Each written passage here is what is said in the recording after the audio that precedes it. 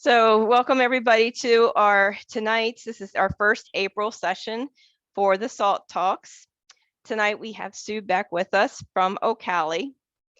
And Sue's been with OCALI for quite a while. I've known her a number of years and has been involved in transition related topics and various topics over the course of the years, very knowledgeable. So OCALI stands for Ohio Center for Autism and Low Incidence. And it's not just autism, it's their group. And I put it in, I'm not sure if you'll be able to see it, but I put their website. It's ocali.org. It is a great tool to have in your back pocket. They have, and you can go over it, through the presentation, Sue, but they have webinars and all kinds of information out there on their website. So I'm going to turn it over to Sue Beck tonight, and I want to thank you all for coming. Okay, so. All right, thanks, Patty.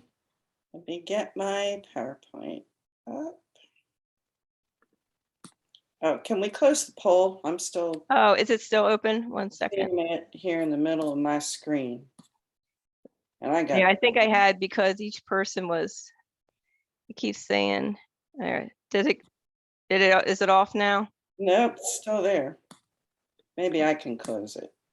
Yeah, it might be under your name. There, I closed it. All right, thanks. Welcome everybody. And I see a lot of familiar faces there, or not faces, but names anyway. You don't have your video screens on. Lots of colleagues that I've worked with over recent years.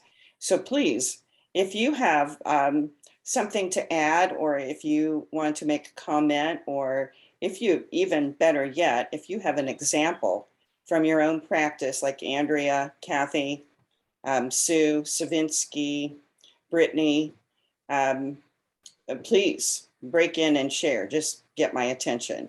So this is about backwards thinking, and most people have indicated that they've heard of that.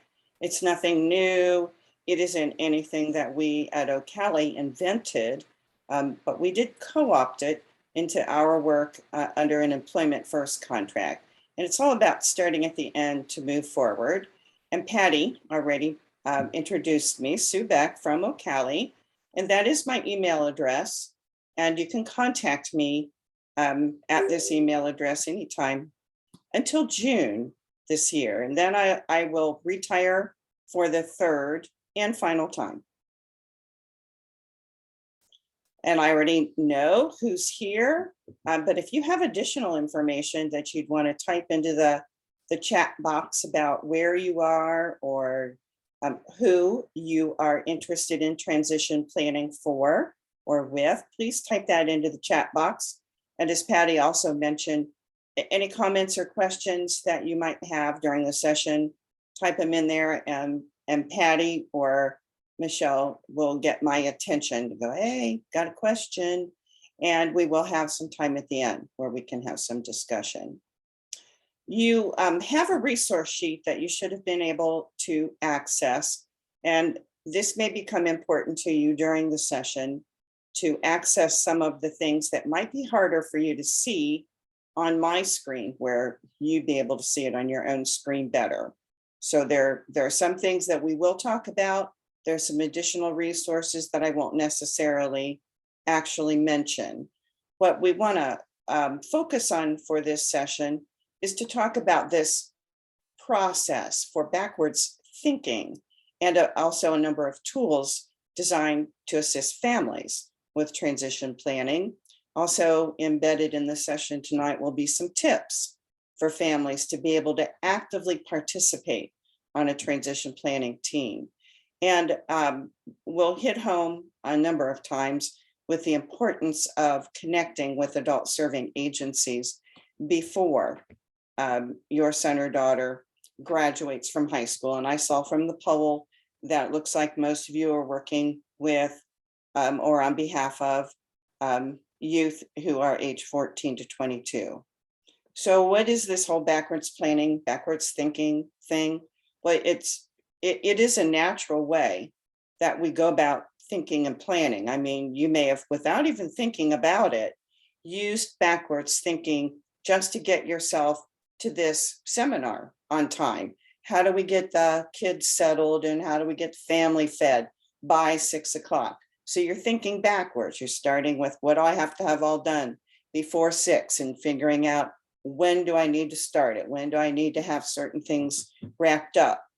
But so it's just a natural way that we think and we plan, whether that's a short-term plan like the one I just mentioned, or maybe something a little longer term, like a vacation. And if your son or daughter is nearer to graduation or even already out of high school, it's never too late to begin planning, and it's definitely never too early.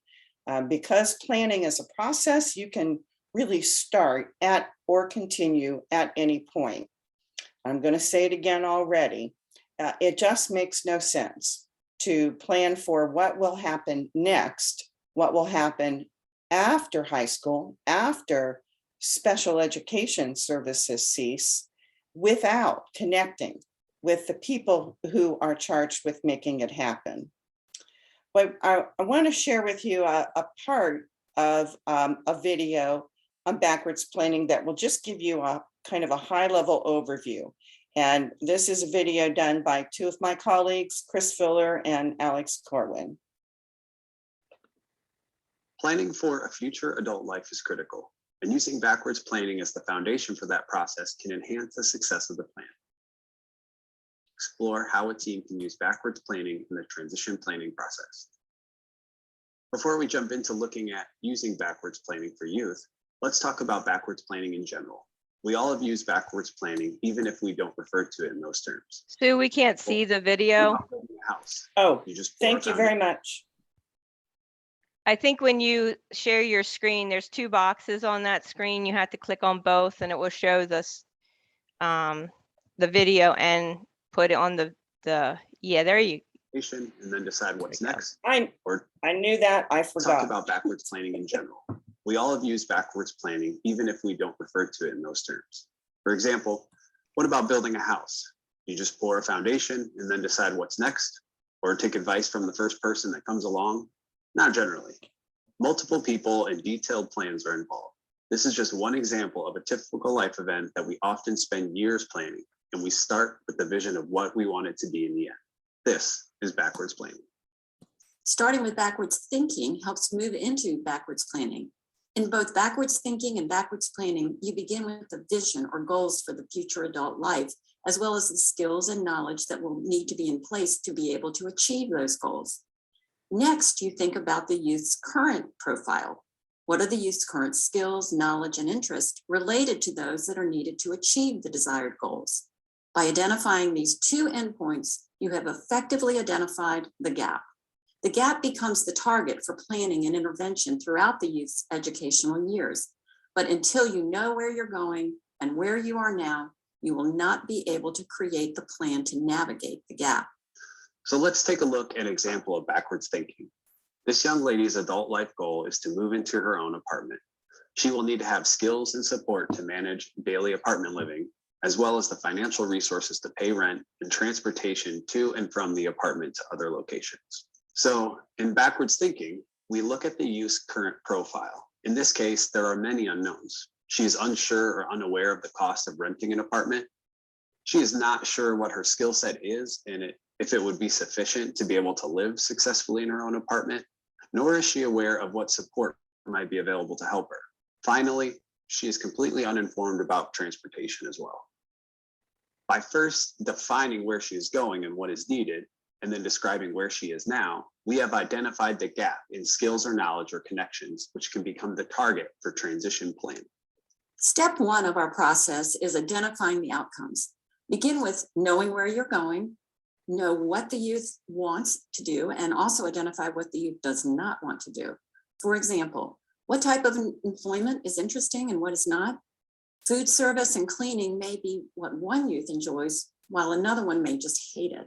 Other outcomes may focus on where youth wants to spend their day, what skills may be needed in that next setting after school, and even how to communicate their interest and regulate their sensory needs. Often the beginning of backwards planning is all about figuring out the goals. So if you do not know where the youth is planning to live, work, volunteer, or learn as an adult, that is where you want to start with backwards planning. Next, what is known about the youth? Before jumping right into the new assessments and tests to gather transition assessment information for backwards planning processes, take a look at the currently available data.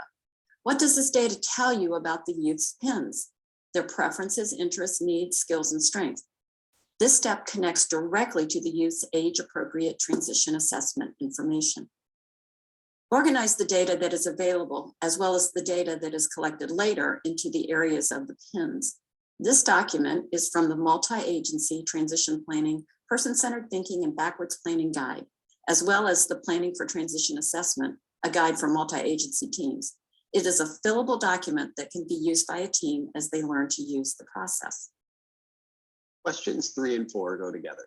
After gathering what you already know about the youth's desired outcomes and the youth's PINs, you will no doubt still have questions, and questions are good. Questions mean opportunities. Questions mean there are more information to gather. So first, determine additional information needed in order to plan. Information about the youth, the goals, and the supports. Then, discuss how the team will find the answers. Identify the methods and tools that can be used to gather the necessary information. Some will require formal methods and some informal methods. Determining a preference or interest can often be explored informally, while assessing a set of skills for an industry standard may require more formal methods. All are valid as long as the methods will surface the information needed and align with how the youth demonstrates their skills and communicates their preferences. Finally, step 5 is what we typically envision as backwards planning. What steps do we need to take to close the gap? In step 5, pull information from the previous steps to frame the focus of the plan. First, record the adult goals so the team knows where the youth is going. Next, summarize the set of skills, knowledge, or connections needed to achieve that goal. After that, identify the youth's current abilities in relation to that needed skill set. Now you have defined the gap. The team then begins to identify the steps needed to close the skill or knowledge gap by determining the assessments, services, experiences, instruction, or milestones that will move the youth from where he is now to where he wants to be. Let's look at an example. This is an example of a portion of a backwards plan that includes a focus on the identification of the PINs. The youth has some sensory-based concerns that cause the team to have concerns that there would be difficulty with his employment environment. Although the final goal is a work environment, this process will support Jay in any type of environment like the home, community, or day program provider. All right, I'm gonna stop the video at that point and maybe leave you with a little mystery about what will happen with Jay's plan, but fear not, we'll return to it in the course of this presentation. And I saw in the chat that someone asked about a link to the fillable form. And thank you, Patty and Michelle, for putting that in there. And that link that Patty or that Michelle just put in there will be a document that we're going to return to time and again.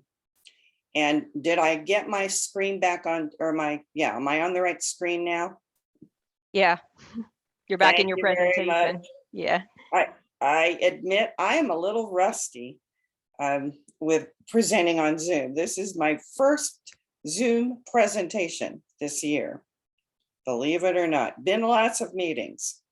But I want to return to this idea of these partners being essential. I've said that like 3 times already.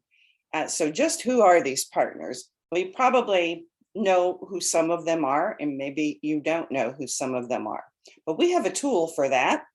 It's called the Agency Navigation Tool. It is on the Employment First website. It's also listed on the resource sheet.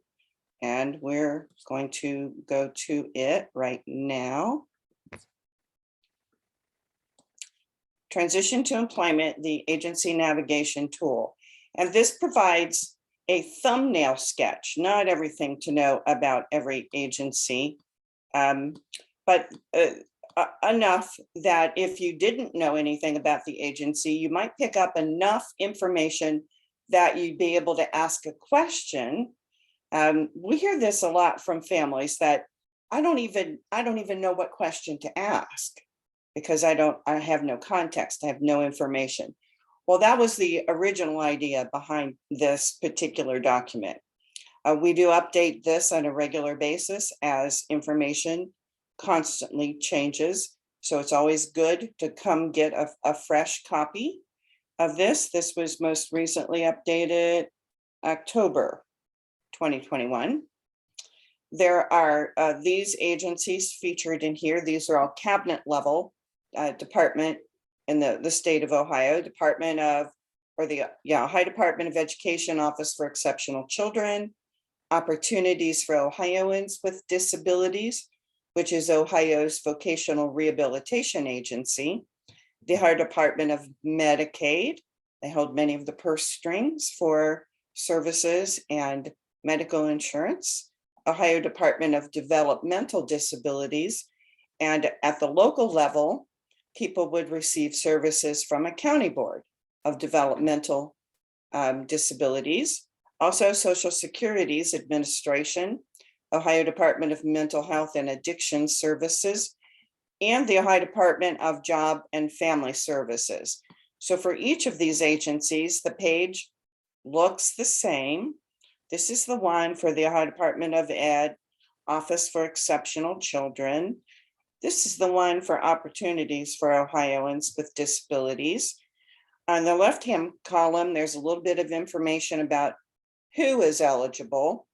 Now, if you don't know this, there's something important in terms of eligibility that happens when kids leave school. While kids are in school before they graduate, and they're identified with a disability, they're under the protections of the federal law, IDEA, the Individuals with Disabilities Education Act. And that law has a guarantee for a free, appropriate public education. That's called FAPE. And in a very broad way, what that means is if you're identified as a student with a disability, then you're entitled to any kind of special education service for which you have a need. Now that all changes once you graduate. There is no FAPE in adult life. Then the standard for disabilities, for providing services to people with disabilities, is managed by each agency who have their own eligibility criteria. Sometimes there are income requirements, sometimes it's need-based. Some services are short-term, some services are longer-term. So being eligible for one agency in adult life doesn't in any way ensure that you'll be eligible for any other agencies. So that makes it a whole lot more complicated. And the standard is different. For FAPE, free appropriate public education, that's a different standard than under the Americans with Disabilities Act, the ADA, or a really old law, the Rehab Act of 1973, which established the concept of reasonable accommodations. And then that was extended in 1990 by the ADA. So reasonable accommodation versus FAPE. So that's something important to know. There's also an overview of each agency in the middle column of each page. And then on the right-hand side, there's some additional information or connected websites or connected resources. And you'll see for OOD in particular, there are two items that are specific to transition youth: the Ohio Transition Support Partnership and Pre-Employment Transition Services. And those are somewhat, the Ohio Transition Support Partnership is somewhat unique to Ohio. It's a partnership between the Department of Ed and Opportunities for Ohioans with Disabilities to have counselors, VR counselors, who are designated to serve transition youth. Now, some counselors who serve transition youth also serve adults, and some exclusively serve only transition youth. And pre-employment transition services is the newer services offered by VR agencies, vocational rehab agencies, as a result of a newer federal law called the Work Innovation and Opportunities Act. And that expanded the role of OOD, of all VR agencies in serving youth earlier, as early as age 14. So you can see that the format for each page in the agency nav document goes on in the same way.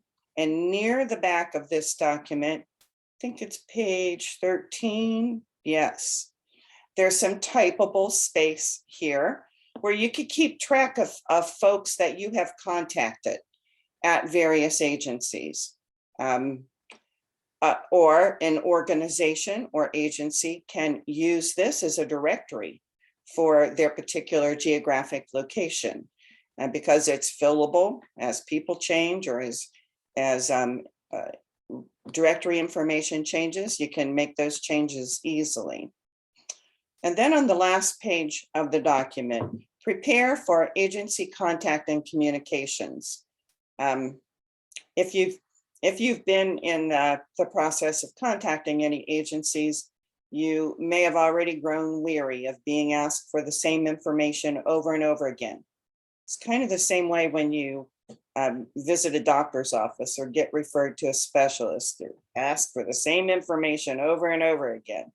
Well, we put this section in the document as a place to hold those pieces of information that folks often get asked for over and over again.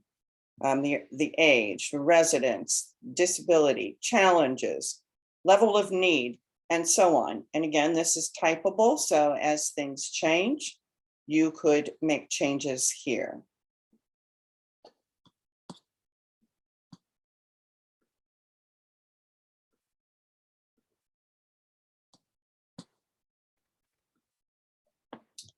And then this is the backwards thinking guide, the person-centered thinking backwards planning guide. And if you've downloaded it, you're welcome to follow along in your own copy, or you can watch with me on the screen because we're going to kind of go back and forth between the two. Thanks, Michelle, for putting that link in again. So effective planning is, sorry, I'm moving some stuff around on my screen so I can see. Effective planning is guided by 3 ideals that we designed as part of the Employment First transition framework. Agency neutral, outcome focused, and person centered. And what we mean by agency neutral is that the work of a multi-agency team is not focused on getting any single agency's business done. It's not focused on any single agency's procedures or paperwork, but rather the priority, the reason they're getting together is to focus on a particular individual youth and the outcomes for adult life that youth is interested in. And doing so in a way that's truly person-centered, focusing on what's important for and what's important to that young person. Now, while this is a real slick looking form with very convenient typable pages, there's no magic in that paper. The power comes in the collaboration. The power comes in the decisions and actions that are decided by a team of people that are working all to get the conditions right for this young person to succeed. So if you're going to plan with a team, first you got to have a team. So who is this team? Well, it could be a good place to start would be with members of an IEP team.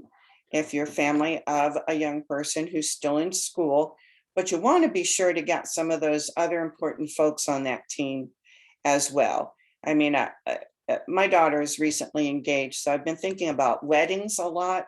And so not hooking up with adult service people while you're still in school makes about as much sense as trying to plan a wedding without ever contacting a venue or caterers, which is kind of where we are in that process right now. So who is this team? Always the family and the youth.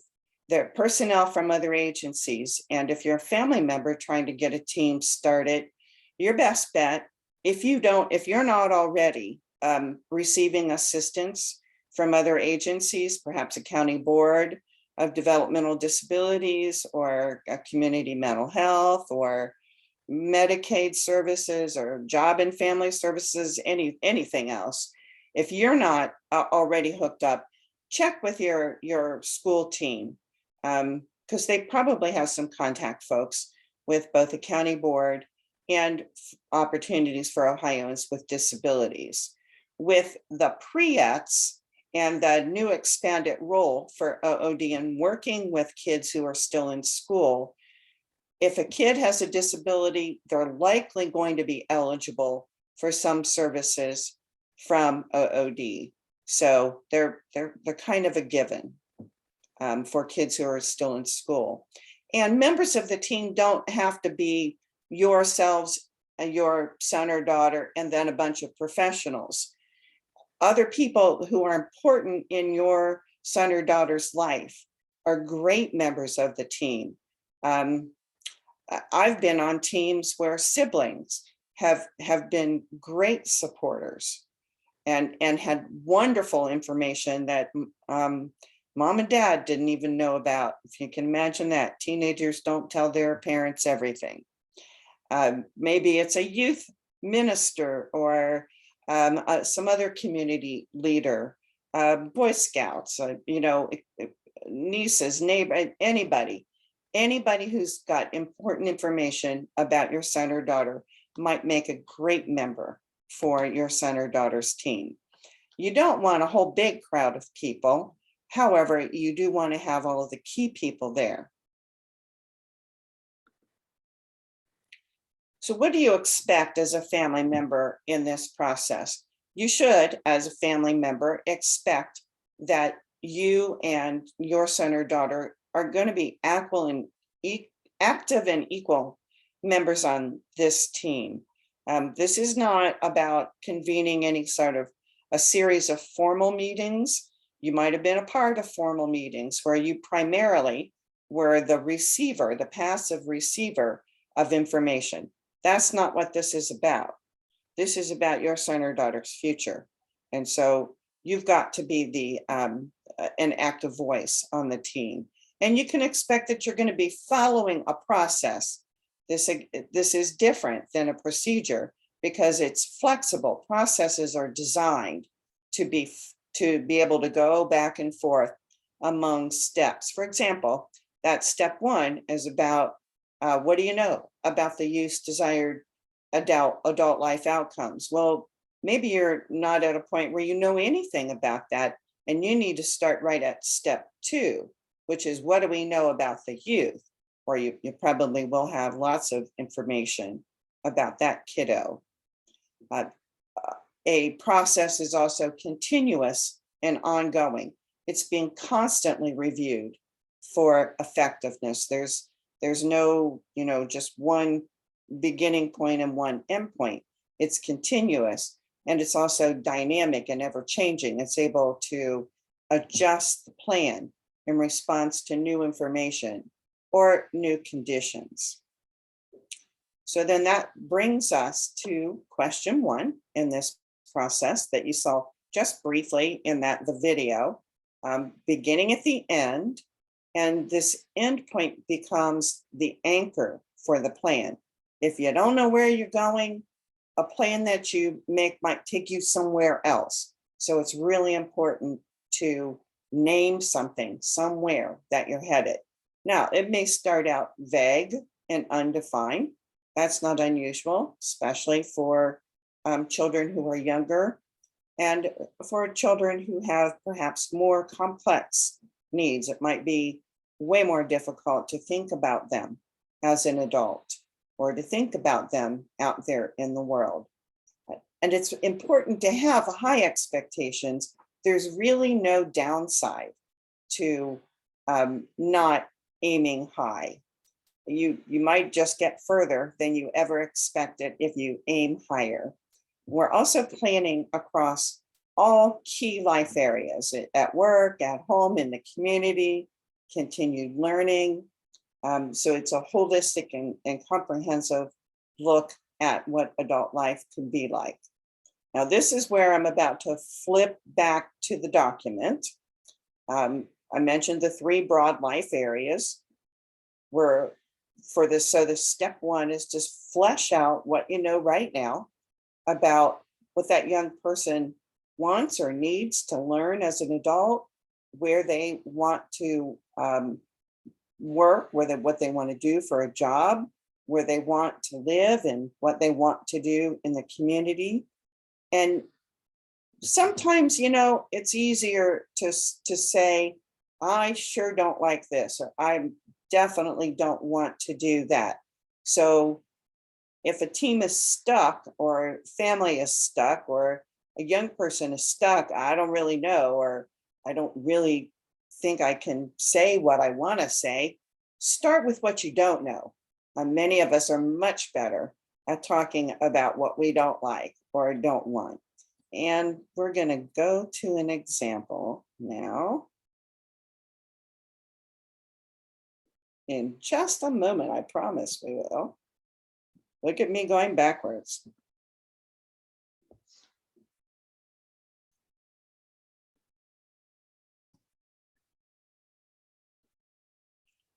Okay.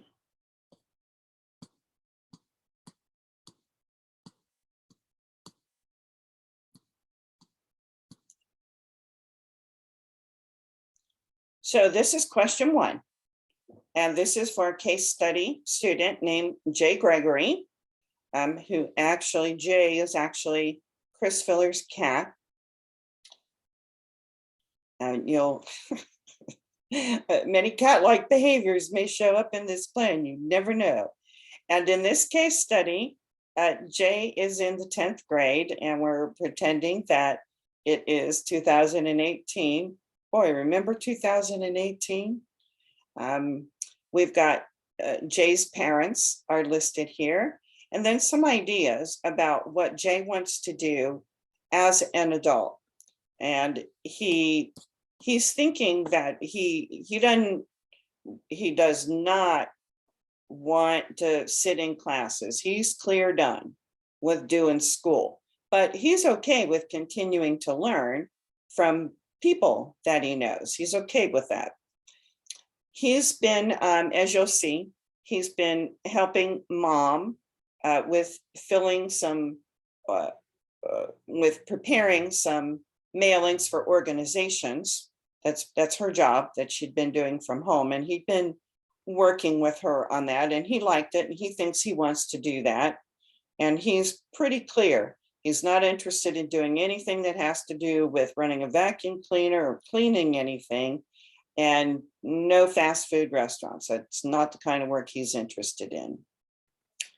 He thinks that in terms of his living arrangements, that he's going to stay with mom and dad for a while, and eventually maybe get an apartment, might have a roommate with him.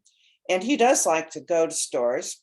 He does like to shop. He likes to go to the movies, and he loves fishing. But he doesn't like baseball, and he's not interested in bowling. So we've got just a little bit of information that we know from Jay and his family about what his plans are, or what the anchors will be for his plan.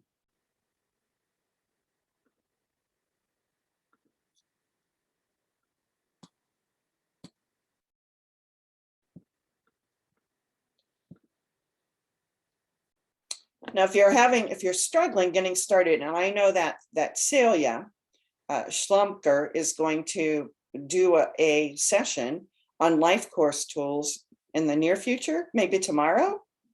Is that right, Patty or Michelle? It's toward the end of the month. We'll put the date and everything. It's Okay, it's on a Tuesday. It's the 4th Tuesday of the month. great.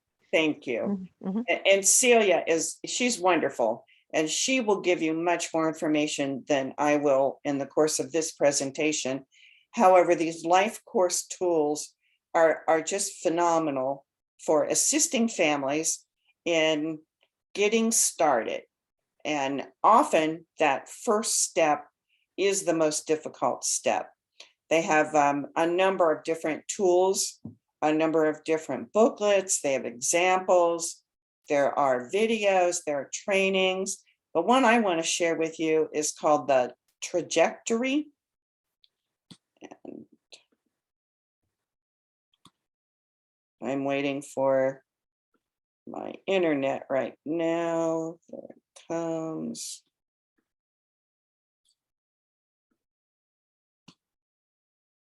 I think, did that share? Yeah, we see it. Okay, took a minute to come up. I was concerned. So this is the opening page for the family perspective, the life course tools. There you can see a video there. There are a number of different tools here around the bottom. The life trajectory is the one I want to look at right now. I'll just download it.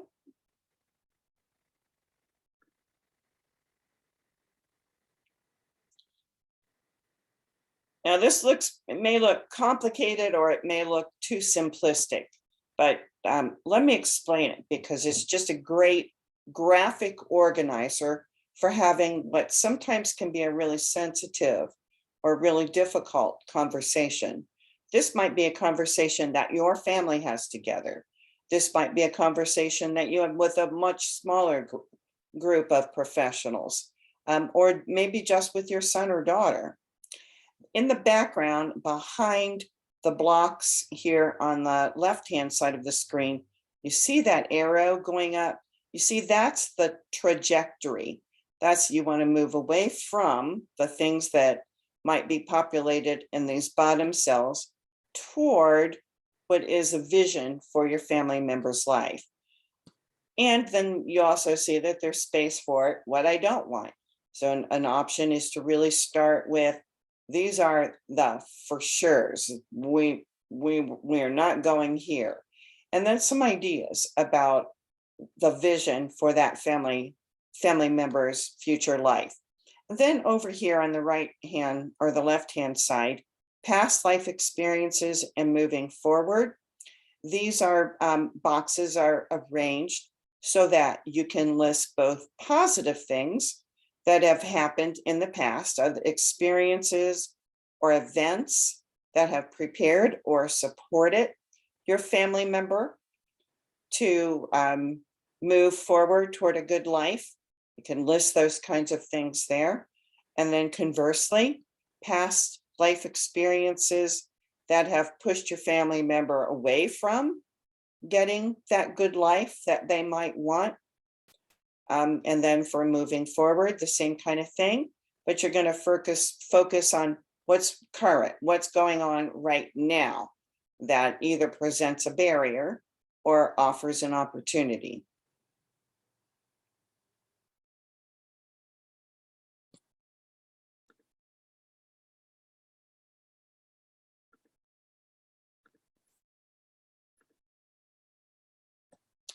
And then there are several other tools here that are great foundational tools or places to start. The integrated star, we're not going to spend time to look at right now, but it's a way to kind of map out your son or daughter's resources, not just paid resources, not just those things you might get from an agency, but a whole array of types of resources that perhaps haven't been considered before. And then that brings us to question 2. What do we know about the youth? And in my experience with teens, this is often the place, the step that they want to start with. It's a little easier to start here because it's more typical kind of activity that you've been used to. All the while children have been in school. So we're going to gather together information in order to develop a profile around PINs, preferences, interest, needs, and skills or strengths. And you should expect that questions will come up in the discussion. Should look to think holistically about this young person, not just them as a student, but them as a future adult, and applying, making sure that we're staying in the lane of person-centered thinking. And a convenient way that you saw in that video to house that information is in that Foursquare. So we're going to go back and look at it now.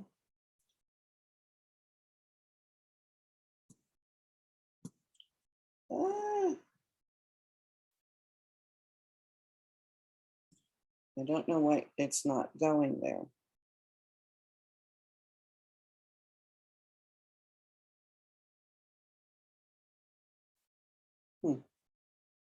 I'm having trouble getting my screen to share. I'm not sure what's going on. Let's see. Okay. No share.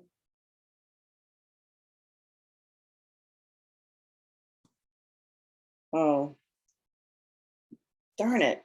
My I don't know why my document shut down here that I was going to. So it will take me just a second. Talk among yourselves. I don't know why that happened.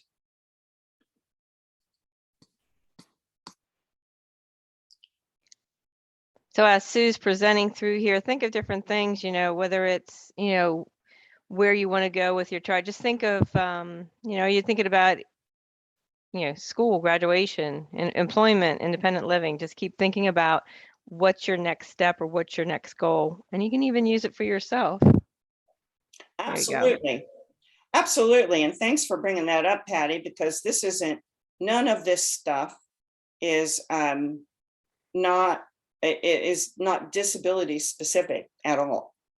It's, disability neutral. Anybody, it's just a good problem solving process. And this PINs page, we call it a Foursquare. People really do like this. It's a really simple graphic for housing the information. And in the document, the backwards thinking guide, these are typable pages, so the information can be updated.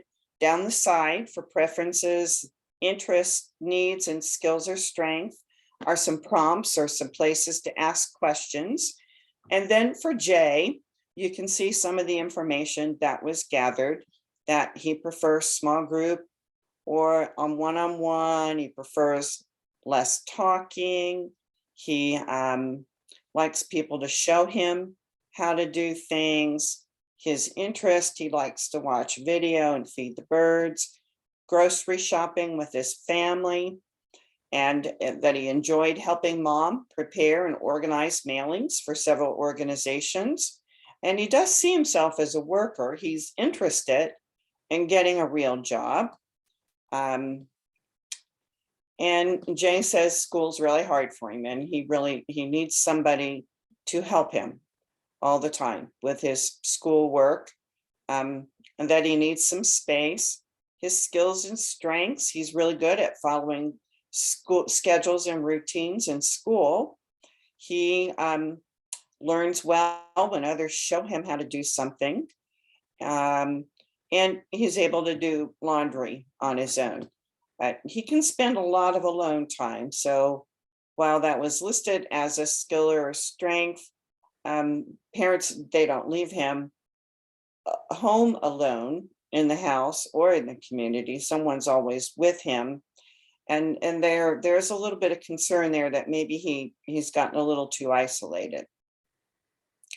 So that's an example of how you can populate this PINs page to come up with a profile of the youth, some facts, some opinions, some ideas, some questions that can come up from this discussion. And let's see if my PowerPoint is still here.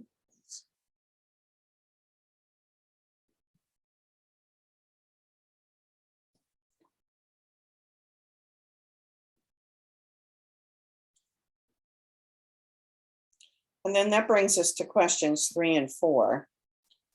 What else do we need to know? And how will we find the answers? Well, this is the essence of what's known as age-appropriate transition assessment, or AATA, or in a more agency-neutral way, transition assessment. And transition assessment is an ideal place for agencies and families to be actively involved. I mean, who else besides their family knows more about that kid? And that's what's really important for transition assessment. And all agencies have some kind of assessment that they need to do for transition. So it's an ideal time for everybody to pitch in and help with that. On what we're really trying to figure out by gathering transition assessment, by doing transition assessment, it's not just a bunch of randomly chosen tests. It's not perhaps any tests at all.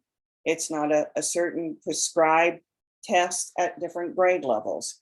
It's all about choosing tools and methods that will answer questions to help determine how various things are a good fit or a good match with that youth adult outcomes. You might remember from the video, it was all about figuring out that gap, figuring out how to navigate that gap. But there are always some broad areas to consider for assessment, in particular, those things that might be a challenge for a particular young person. Like for Jay, maybe we need to figure out why is he spending so much alone time? Is our social settings too taxing for him? Or there's some hints that he's got some sensory sensibilities.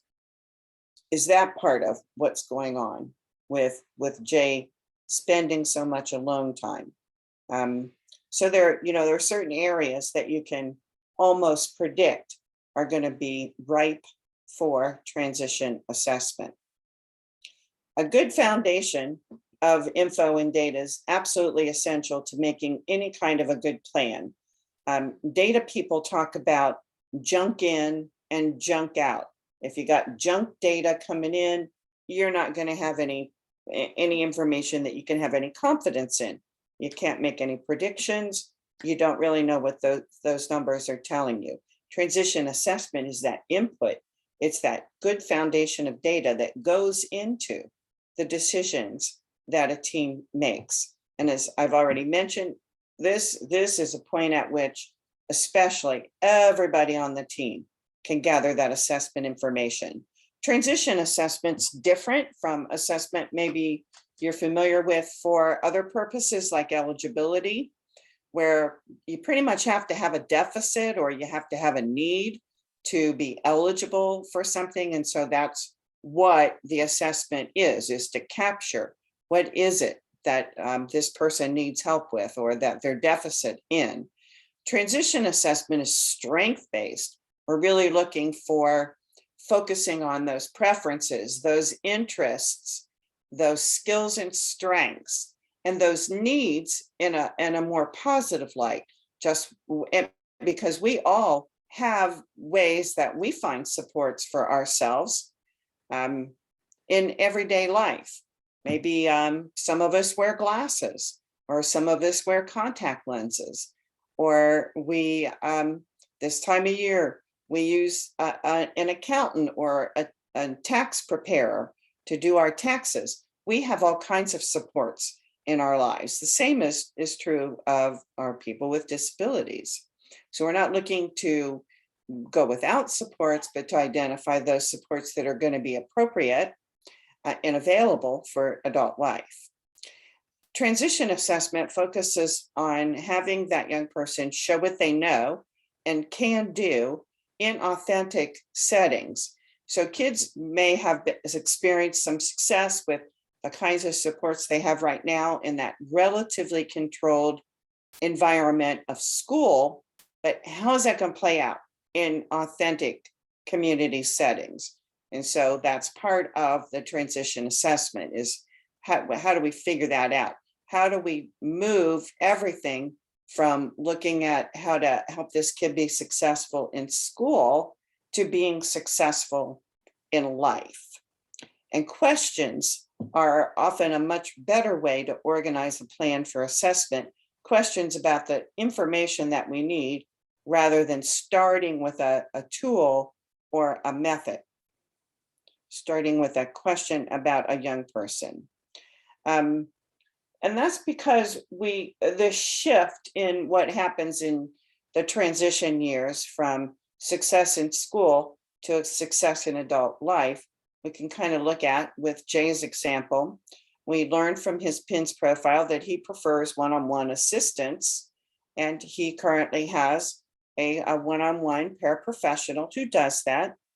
And we also learned that Jay follows school routines and schedules well, and that he likes other people to show him how to do things, and that he likes videos. So if I'm Jay's teacher and things have been going well, those the things we've been doing based on this little bit of assessment information that we have, I'm going to continue to do that. I'm going to continue to provide the para, or I'm going to continue that accommodation to have visuals and picture schedules. And we're going to keep doing that strategy using videos to show Jay how to do new school tasks. But we're planning for transition now. And so we're going to ask a question instead. We're going to say, well, how much assistance does Jay really need? And what skills or technology might move him away from reliance on this intensive in-person assistance to assisting him with the things that he needs to have assistance with, but in a more adult way and more appropriate for adult settings. And in terms of following school routines, hey, that's great. We know he can follow a routine, but what about out there in the shopping mall or on a job? Can he read and follow a work schedule? Can he follow routines at work, or a bus schedule, I mean, or can he follow routines on a job? And so we're going to be exploring those things because we're looking at a whole different environment now and for a whole different purpose. We want to see how Jay's able to use his skills in authentic settings. And we also want to get Jay involved in seeing how he's able to use a smartphone for prompts or to complete routines in the community, like shopping or banking. So that could be a way to view what we already know about the student through a different lens that results in asking a question that will help us get started gathering some transition assessment data. And let me go back here for a minute. Oh no, where did it go? There we go.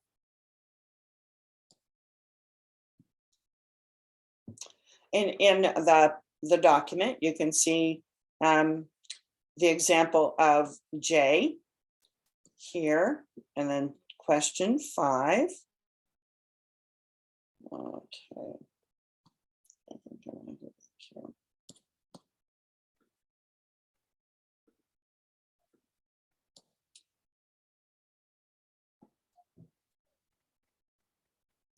All right, so if following along with Jay's example here, if we have some assessment questions that we just came up with in the previous slide, how much assistance does Jay need?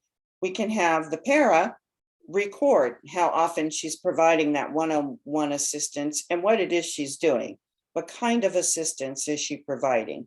And we call that charting.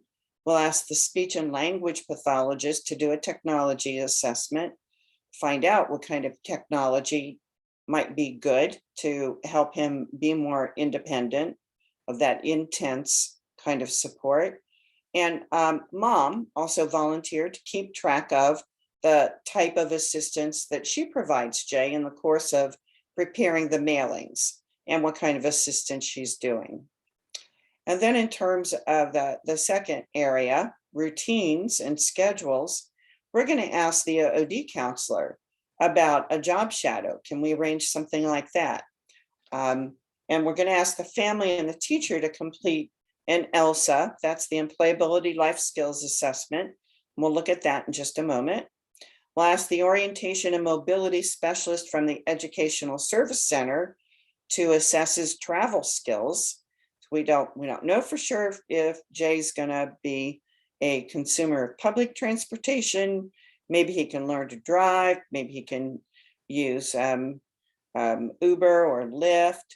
And Dad offered to show Jay, because Dad rides the bus. He's going to show Jay the bus schedule and kind of test his recall. What route do you take to get to the grocery store where we go, and so on like that. And then the SLP's technology assessment will help us figure out about using the smartphone for prompts. And his sister got in on the act here too. She uses a smartphone app to create a list of steps for Jay to follow to locate and purchase groceries and observe how he does. Since going to the grocery with the fam is something he already likes to do, that will just be a natural way to get some assessment in an authentic environment. So that's steps 3 and 4. And that brings us to question 5, or question last. What steps do we need to take to move Jay forward?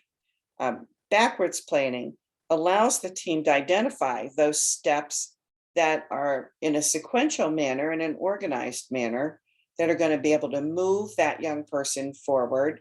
It takes everything, all of the work that was done in the previous 4 steps, brings it all together. Using all of the information from question 1, 2, 3, and 4 allows the team to set themselves up for a next round of gathering data, because additional questions are bound to emerge. So we've got this. We're going to look at a much bigger copy of Jay's backwards plan. This is a little hard to see, but the process is always the same. You're going to start at the end with the goal or the outcome. You're going to set a timeline for this plan, because that can allow you to know the pace that needs to happen, and how quickly or how in depth you can go with a particular thing. And we're going to go to this document. So this is just a bigger example of what you saw just a minute ago. And you always start with the desired adult outcome. And for Jay, what we know so far, and this could change, that he wants to work in a mail order company, filling orders and or packing and preparing stuff for shipping. And we're going to start at the end with a milestone. And this is a 2-year plan. As you can see, we think that Jay will be in a place where he can achieve an outcome of working. The milestone that's listed there, working in a location that's comfortable for his sensory needs, well, it kind of tells you that everybody on the team is not sold on the idea of Jay working in a mail order company. He's got all of these sensory things going on, and people have misgivings about that being a good fit for Jay. So at this point, now we go to column 1. We're going to look at what do we know about Jay in terms of a location that's comfortable for his sensory needs. And what we know right now is pretty much nothing. We don't know what kind of environment is going to be a good fit, but we do know that he has some sensitivities to sound, personal space, and touch. When you think about a mail order company might occur in like a warehouse type building, it's going to be noisy. There's going to be a lot of people. There's going to be a lot of activity. That might not be the best kind of space for Jay to work productively. So then the next thing to do for the team to do, usually it's easier to start with more detail closer to the current time. So this column 2 would be closest to the current time. And it's a little easier to kind of script that out than always working from the back. Oh, well, I was going to show you Elsa, and I forgot. Is it okay if I go back and show you Elsa? Anybody? Yeah, that's fine. I think we had, Michelle put the link in the chat box. Thank you. The employability life skills assessment. How could I forget good old Elsa? Elsa has been around for a long time. Elsa was getting a little gray haired. And so a couple of years ago, we updated Elsa and made her a fillable form, a downloadable fillable form. Elsa was actually part of a project that I coordinated way back in 1987. Many of you probably weren't even born then. And it's been an enduring kind of tool, which was the other reason we decided to update it, add some 21st century skills, but it works in the same way. The employability life skills assessment has 2 formats. You can see that this is the format for families, and it's also, there's a format for transition team professionals. Both versions assess the exact same skills. It's just that the sentence stems for the rating scales are phrased a little differently. For the family one, it says for parent expectations, and for the professional one, it says for transition team. Exactly. So we're not seeing the form if you were sharing it. I am, and I'm sorry. It might be on another screen. Yeah, There we go. no, Yeah. I don't know. We're seeing it now. We're seeing who can use Elsa and how to use Elsa. We're seeing. Great. Okay. I'm glad you can see all these directions because that's the stuff nobody reads. Mhm. And we're going to skip right through it too and go to the example. Overall, there are 24 skills in 8 different areas that you can rate, and anybody can use Elsa. And this is another tool that is not in any way disability specific or disability dependent. When Elsa first premiered in 1987, I had a number of principals who seriously wished to use this tool to evaluate their staff. The 24 skills that are in Elsa were identified by employers as those skills that they wish to see in the people they hire. And that in 1987, that's where we started. In 2017, I think it was 2017, I contacted one of the original authors, Roberta Weaver, and she was Dean of Education at the time at the University of Dayton. And I asked her if she thought that the 24 skills in ELSA were still the same ones. And so she had some grad students do literature review to figure that out. And guess what? Employers still want people who are going to show up, follow directions, get along with coworkers, and do a great job. So the skills in themselves haven't changed. There have just been some additional expectations that we reorganized into new ELSA. People can do all 24 skills, You can skip skills because this is an informal assessment. It's not necessary to do each and every one. And you'll still get important information from this. So this is how it works. You can see this example of task-related skills meets family expectation. And in the transition team professional one, it says meets transition team member expectation for ability to care for tools, materials, and work area. And then there are 3 different areas which you would assign a numerical score to of, the scale is at the top of the page, 3 usually, 2 sometimes, 1 seldom, and 0 never. That might help if I make it a little bigger.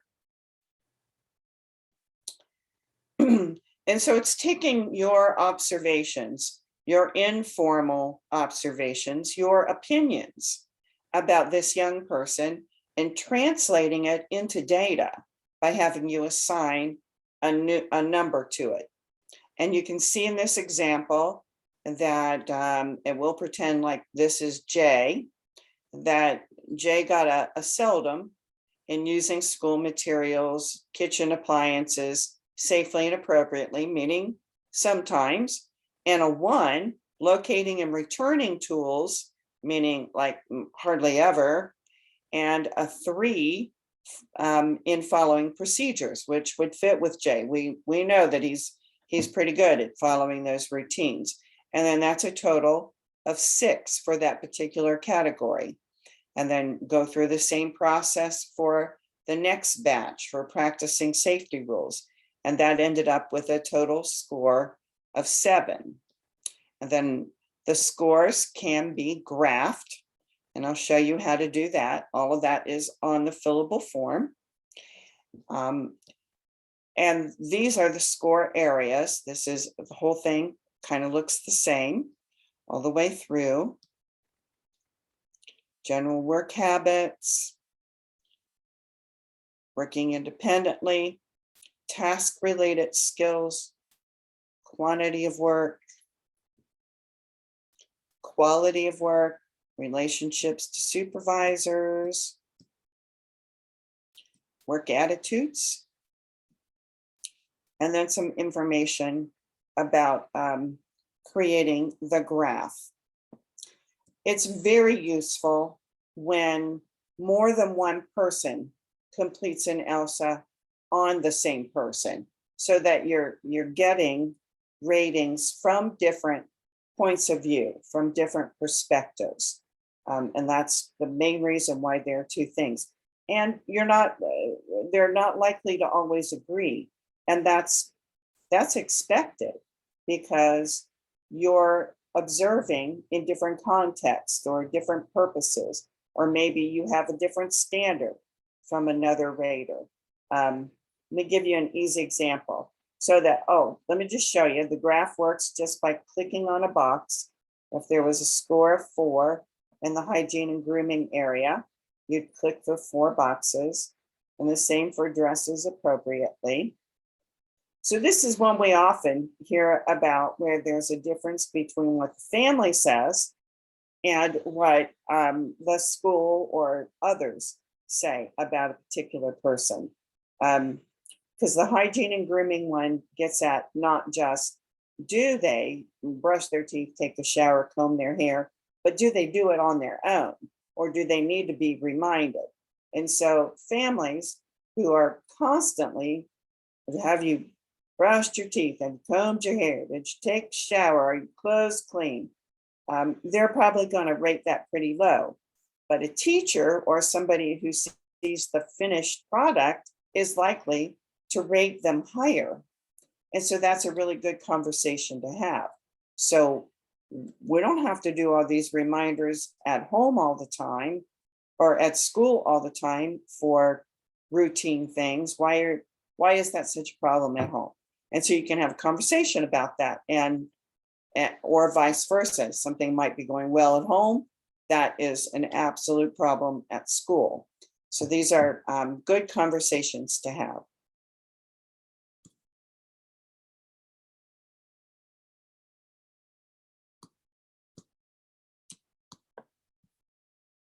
All right, so.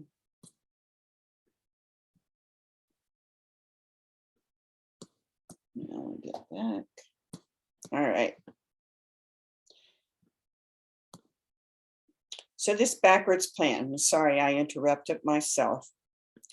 What the team wants to plan for Jay is to continue to get more information about his sensory needs and things that have been done in the past, strategies that have been used or accommodations that have been provided that assisted Jay with managing his sensory needs.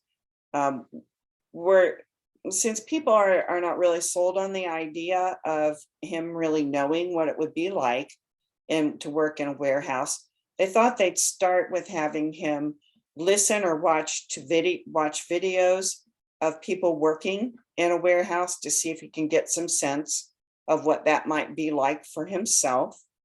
And then top that off with a site visit to a warehouse after we've identified some strategies that might help moderate his sensory needs in what can be a kind of a really noisy place.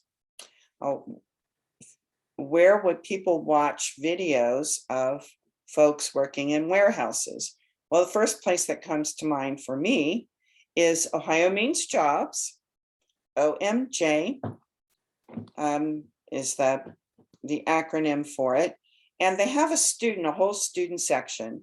Are you familiar with Ohio Means Jobs? It's a free website. It's all things for all Ohioans, all about employment. And once you have an account, you have it for life. It's free.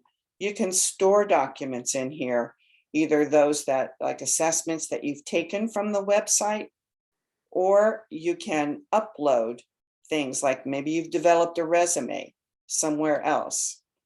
And for students, you can search for jobs, you can get involved in career programs, you can take all kinds of learning activities, inventories, create a career exploration roadmap so you can keep track of different types of jobs that perhaps your son or daughter has explored.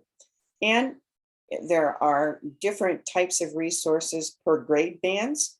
But if, for example, if you haven't thought at all, or your son or daughter hasn't thought at all about ever working and they're in high school, don't be afraid to come down here and look for some of the resources at lower grades. It may be that stage of career development where they are, even if they're a little older. And of course, there are things for staff and professionals. So Ohio Means Jobs is a great source for career exploration, information to help prepare kids for an eventual site visit somewhere, like the team is going to do for Jay. Oh, come on, come on. I don't know why I'm having so much trouble going back. We still see your slide from the presentation slide. Oh, you never did see Ohio Means Jobs? No, we didn't. Yeah, we didn't see the That is transfer. weird, because I actually did switch it. We put the link in the chat box, though. I did see that. Thank you so much. I was nervous about not being able to work the controls. I know where the controls are, but the controls aren't working for me now. Darn it. All right. So then next in the sequence is his team down the road, not in August 22, maybe not even in spring 22, but sometime before June 2024, they want to have him do a summer youth work experience. That's what the SYI stands for, in a selected warehouse location, if that's what he's still up to. A video modeling, which is a particular evidence-based practice to prepare him for what he's going to encounter in the warehouse and his particular job. And they're gonna load him up with some simulated experiences prior to that, so that they're really preparing him to have a very successful work experience. Work experience, authentic work experience, paid work experience is the strongest predictor of post-school success based on the evidence that people have been collecting. And so getting kids that all-important work experience has really become even more important. So this, we're going to try this again.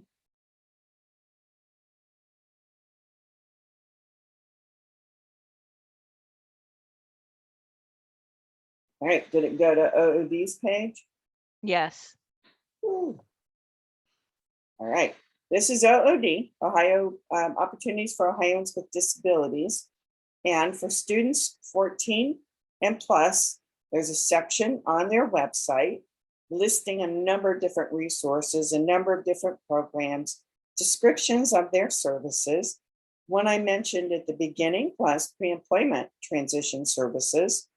And you can go to this website, you can download this fact sheet that describes various areas for pre-employment. Now, these are services for students beginning at age 14, and they're not individualized services as much as they are group-based services, although that depends on the student, and it depends on the counselor, depends on lots of different variables. But the areas are job exploration counseling, work-based learning, counseling on post-secondary opportunities, workplace readiness training, and instruction in self-advocacy. It includes a Q&A about pre-ETs, who can participate, when do they occur, how do I apply, and so forth. So pre-ETs has been a wonderful service as they've rolled it out statewide for youth with disabilities.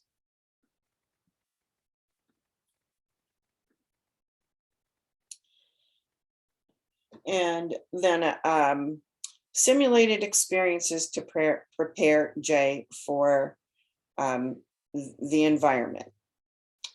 Then we'll continue on step 4. You can see these kind of get vaguer and vaguer because we're not quite there yet. They'll be more refined as we move along. Research additional places, work experience in different environments. And they know that just before stepping in to that job, that he's going to need some job seeking skills as well. So that's the idea of backwards planning. Any of this can change. The timeline can change. Any of the specifics can change. This is not a formal document. There's no procedure to change it. The team just needs to agree to do so based on the information, the data and information about the youth that's gained through transition assessment. Well, I know that Michelle's been really busy and right on top of putting those links in to the chat. I really appreciate that. You've got the entire list here, and there's some tools and resources that we didn't really talk about. Questions or comments?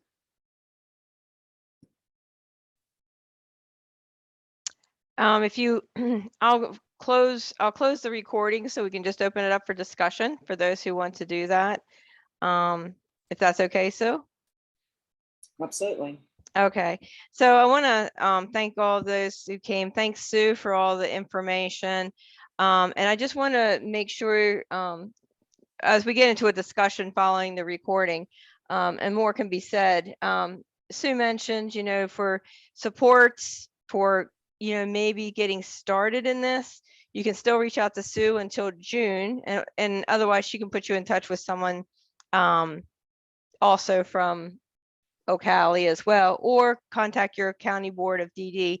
I will ask those who are on the county boards that may be on this presentation, if you can just put your website link or something in the chat box wherever you're from, so that maybe if someone is on here, that they can at least have a start or a website link to go to reach out for an SSA, or someone to contact to find out who their SSA is.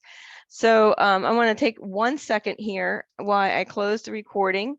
1 second, and I want to thank you again, Sue, for your expertise in this on this topic. 1 second.